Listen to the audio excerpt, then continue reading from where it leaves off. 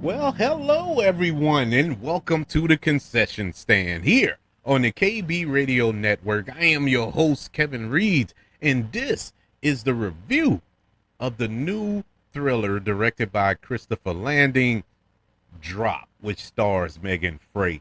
This film caught my attention, I believe, when I went to go see Wolfman back in January, and that was the first time I saw the trailer for this film, and I was like, that's interesting, an interesting premise. Color me intrigued. So I was waiting on pins and needles for this film to drop. Uh, I just, yeah, you saw what I did there. Anyways, that was not intentional. But I was waiting for this movie to be released, and as soon as the theater were ready to show this movie, I was there with waiting breath. This film is about a widowed mother who goes out on a date for the first time in forever with this handsome young man, and while she's on the date, she's receiving these messages on her phone, and with some disturbing instructions to murder her date or her son and younger sister who's babysitting them will be murdered. And going off of that premise, I'm like, okay, it seems like something we've seen before. I can't pinpoint where I've seen a concept like this right off the top of my head, but it seems like a premise I've seen before. So it wasn't something that I was like, oh man, an original concept. It didn't feel original, but I'm happy to report this film has some original tension. This movie is really good. This is a really, really good movie. One of the best of the year so far. I hands down. I don't have many complaints about this movie. Megan Frey, who I know unapologetically from seeing her on One Life to Live. And no, I'm not an avid soap opera watcher, but my mom do, and sometimes I'll go over to stop by, say hi during the day, and she's watching these, and I remembered her face on One Life to Live, and she was in other things as well, but I remember her from One Life to Live, and she does an incredible job as this single widowed mother here, as this battered woman survivor, abuse survivor. And man, it was impressive, I would say. And not to say that I thought of Megan Frey as this horrible actress, but you think of the fact that she's a soap opera actress, and there's levels to to acting. And when you say soap opera acting, there's a different style of acting there. And throughout this film, you can see shades of the soap opera in there.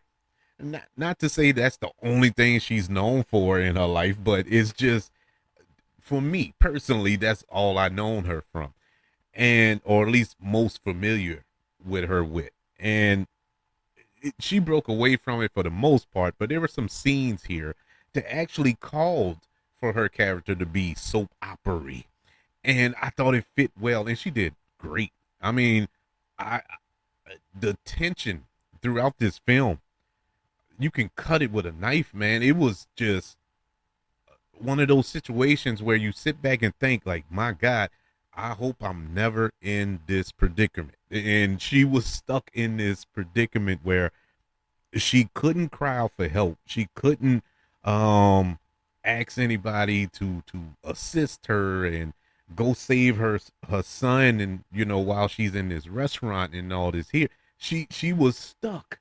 She was literally stuck. And man, you talking about a frightening situation for her to be in. Her co-star here, Brandon Scarletner, I believe, Scarletner. Sorry for butchering your name, but the cat from the TV show, the Yellowstone prequel, I think is 1923. He's on that show. But anyways, I liked him here, and he was also in that Blake Lively movie, the one that caused all the brouhaha uh, this past year with the director. I don't know why I'm blanking on the name now of that movie, but anyways, he was in that as well.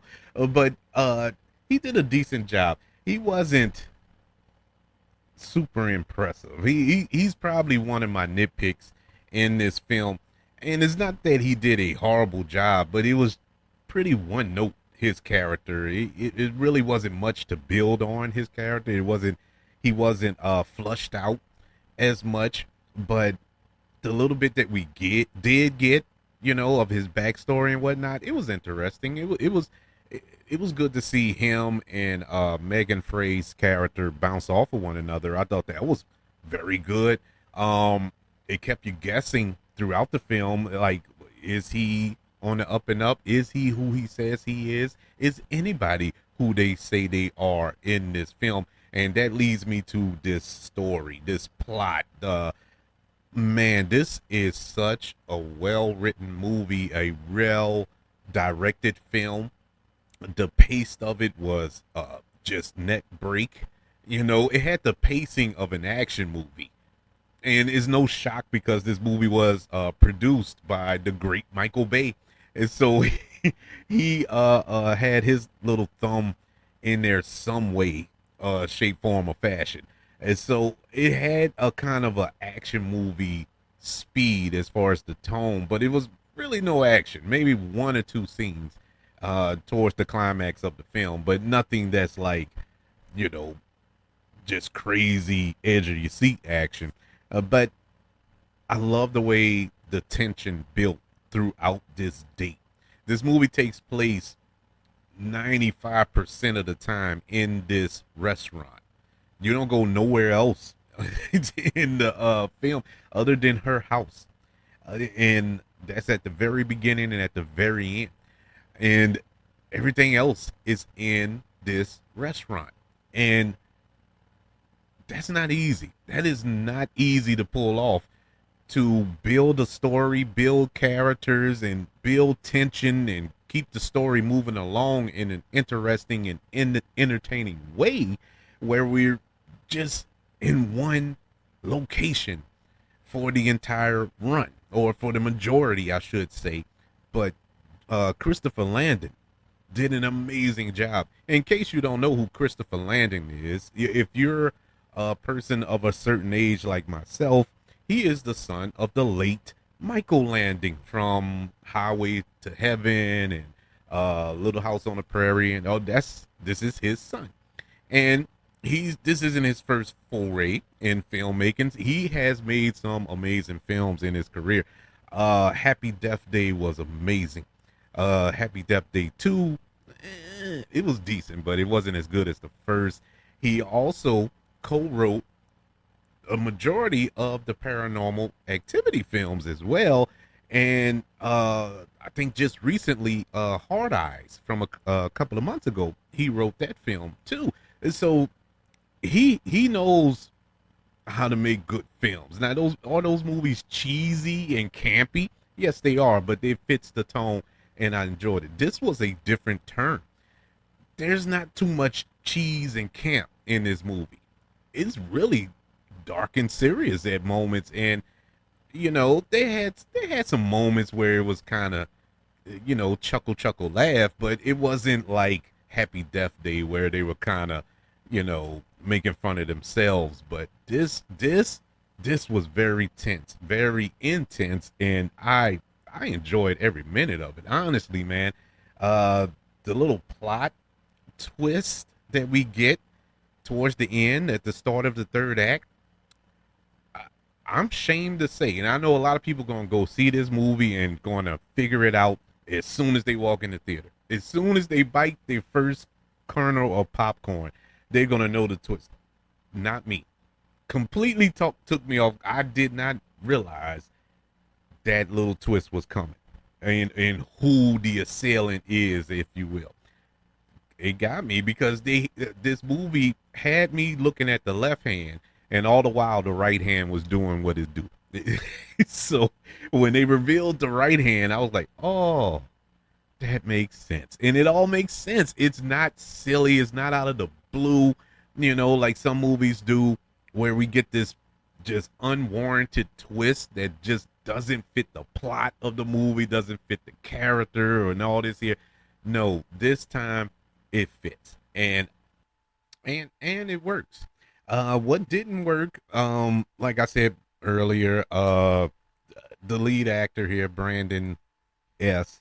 I didn't I didn't really feel his character, even though I guess in a way you weren't supposed to, but it just I don't know. I wanted more out of that character. I didn't get it. And the ending was a little convenient. It's a couple of things that happen in movie logic that just didn't quite get there for me. The ending, I'm not gonna say it wasn't satisfactory, but it was just like very convenient. In the real world scenario, none of this would have took place at the end of this in the end of this movie. But it was a fun time. It was a good time, and there was so much good leading up to that. I'm willing to just ride with it and accept it for what it is. Drop, which comes to us from the good folks over at Universal Pictures and Blumhouse, gets a letter grade of a B minus. Yeah, I think it's one of the best thrillers I've seen in a long time. In a long time, and I I don't take that lightly because you don't get good thrillers no more. You don't get a lot of good tense moments in movies. You'll get moments. I take that back. You get moments, but you don't get an entire film where 90% of the film you're kind of like, what's next? What's gonna happen? How is she gonna do this? How is she gonna pull this off? Is she gonna mess it up? Is she gonna actually do what she's told to do? It is so much tension in this film, and I loved every minute of it. I would love to know your thoughts. Email the show, kbradiopodcast@gmail.com. You can also search for the show on all social media platforms. Just search for the KB Radio Network.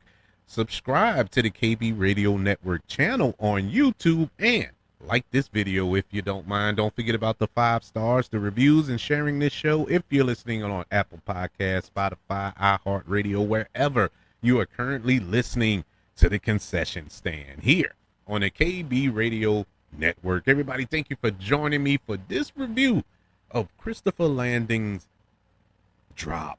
Want you all to know that I love you, continue to love everyone, and until we speak again, you all be blessed.